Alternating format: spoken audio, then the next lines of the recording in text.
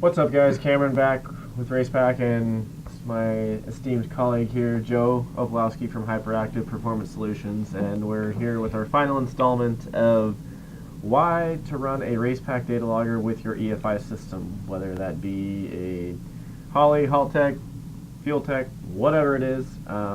These are reasons why we feel that you should pretty much run a Racepak still, because there's a lot of information that you can share from your EFI system to the data logger that will actually help, just all in all help you, whether that's help you on your EFI, help you with your Racepak, your shocks, whatever it is. There's a lot of stuff that you can cover with just running the Racepak data logger in conjunction with your EFI data logger. So, Joe, what do you want to talk about today? Let's talk about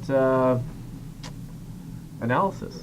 You know, what do we got when it comes to looking at runs on a Racepak graph that you not necessarily can't do on an EFI, but would be a lot easier to do on our Racepak graph? Well, I think the multiple ways to go about it, but one of the biggest things is the ability to process more quicker. The ability to have multiple runs open, have, depending upon where you're racing, how you're racing, sometimes you have very short periods of time between rounds. So the ability to get the data quickly, pulling the SD card out, walking in the trailer, looking at all of the power management side of things, as well as and sometimes even referencing something quickly. Absolutely. Yeah. So for example, looking at the screen I basically have a whole race up from Q1 through E4. The ability to look at all of them at once if I wanted to be able to see, and drive shaft, whatever I want to see. I can have more than one run up, more than two runs up. I mean, essentially we can have all of them up. Shoot, we could have 25 runs and overlay them, and as we talk about, the more data you have, the more you want to reference. So if you wanted to do that, you could. Exactly, and that gives you the ability to, hey, I changed this part or this, how did it affect it? Comparing two runs is great, but oftentimes two runs don't tell a complete story.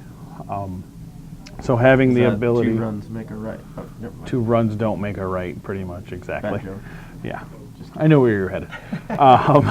So it's the ability to do more. The other thing that a lot of us, and I'm even guilty of it myself, is you have the ability to set up quick graphs. So you have the ability to have the same information throughout multiple runs. Essentially doing so, like let's just say we want to do EGT. So we have our engine RPM because it's a good reference of where the EGT is versus engine RPM. From there, that's a bad probe. We'll turn on all the EGT channels, even the bad probe, because why not? It gives us the ability to, I don't know what that is. Essentially, we can save it as EGT and then click Save. So anytime we want to, choose a different file, and then essentially we can go EGT load.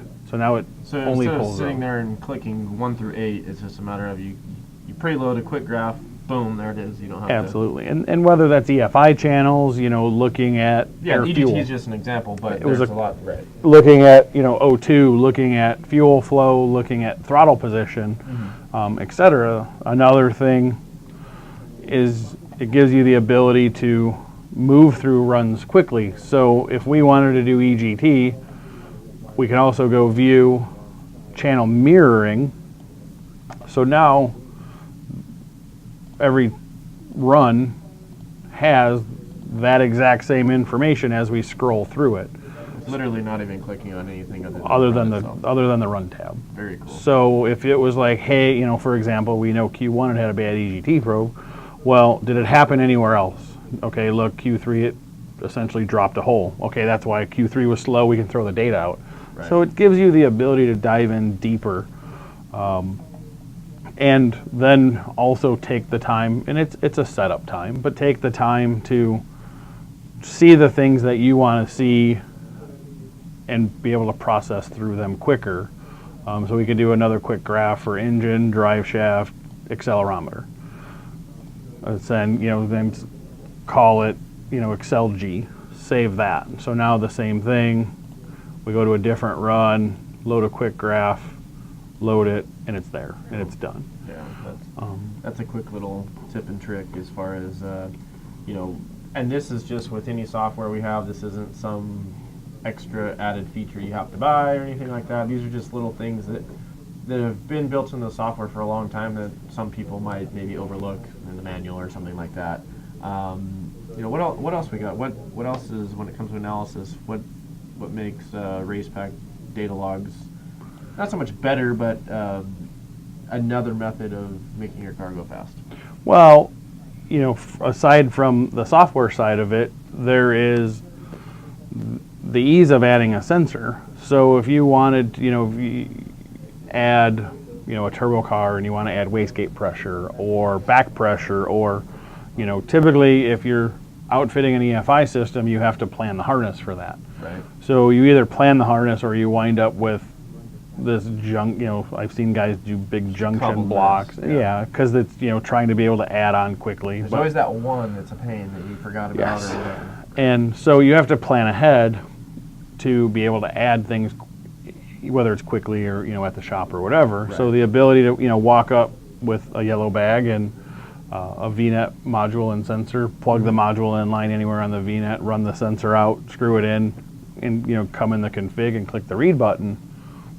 It makes it easy, and it makes it, the ability to add as needed. What we've learned over the years is a guy might start off small, right, and then as they need more things, as they're trying to develop their shock program, as they're trying to develop and learn about converters and transmissions. You don't have to send it back. You don't have to call. You literally, whether you're at the track, you buy the part from your buddy or a dealer, or call us up. At the track, we send it at the track. You don't have to send your whole data logger back to us and do all that jazz. Not drastic wiring changes, right. things just like that. Click it in with one of our VNet modules, and off you go. And you do a little read function, and the channel's there, the settings are there. Yeah. All that makes it really, really easy. And that's another cool thing. I feel is a huge value when it comes to at the end of the day, all this stuff is speed.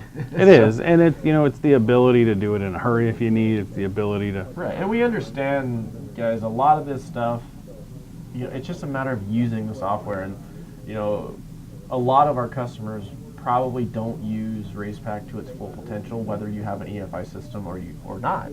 Only because it's just I'm a guilty lack. of it too. Yeah, I mean, myself included. I mean, even when we run the bracket car, it's like, well, I just need to look at this really quick. But then it's like you get home and you're like, oh man, why didn't I look at this? Well, no wonder why I fell off 400s or whatever it was, because this or that. And you can go back and look at these things and learn for the future. And then that way, when you're at the track the next time, you're like, oh, well, that was actually really easy. Or oh, Joe showed me something the other day that I'm going to apply it to my racing, and then at the end of the day, make my racing better, because I have all this information that's stored on my computer and I can look at it whenever I want. So. And I think data is no different than any other part of a racing program, right, in the sense that more of the work is done in the shop at home, right, after hours, whatever, than it is at the racetrack. So I mean, when you're in the heat of the battle and you're doing stuff, and sometimes you're not fully focused on the task at hand. Correct.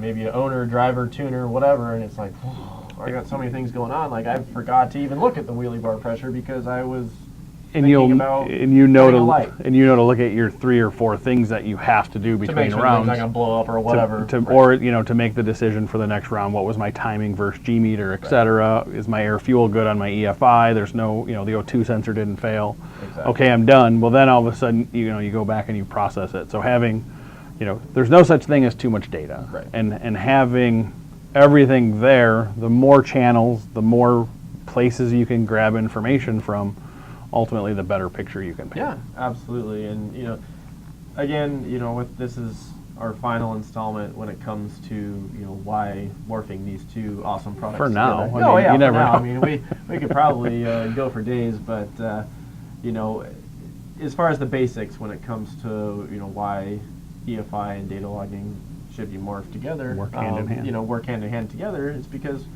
we're just trying to help you, and like I said, the more data, the better, and the end of the day, we just want you guys to get the best value for your buck and, get the best results. So if you guys ever have any questions or anything, we have sales and tech guys on the phones Monday through Friday, 8 to 5, or great elite dealers like Joe here that can be contacted pretty easily, whether it's, messages or calling or whatever it is. I mean, we're pretty much around anytime you guys get stuck, but we appreciate your time, and we hope to see you at the track. And if you ever see any of us at the track, be sure to say hello and let us know what you thought of what we our thought. little videos. Yeah, our little videos. So we appreciate it, and be sure to check out more at racepak.com, or be sure to call us at toll-free at 888-429-4709, or give Hyperactive Performance Solutions a call too. They can help you out too.